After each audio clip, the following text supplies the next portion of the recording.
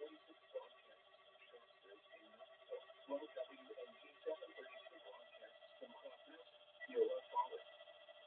potentially dangerous weather situations, this broadcast will send a signal to activate weather radios in the threatened area.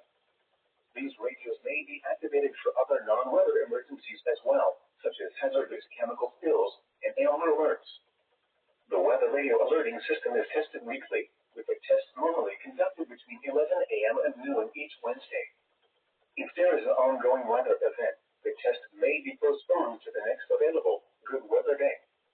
The reception of this broadcast can be degraded for one or more of the following reasons. Your radio is located 30 or more miles from the broadcast antenna, or the signal is partially blocked by hills or buildings.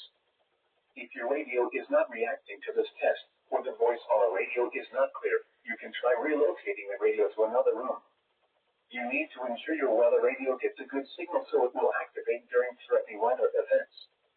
The weather radio broadcast from WXK46 services the following Tennessee counties: Anderson, Blount, Campbell, Claiborne, Cook, Granger, Hamlin, Jefferson, Knox, Loudoun, Monroe, Morgan, Roane, Scott, Sevier, and Union.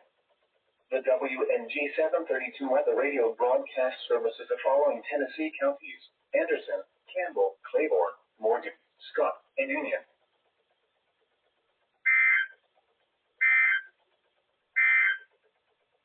The 11 a.m. area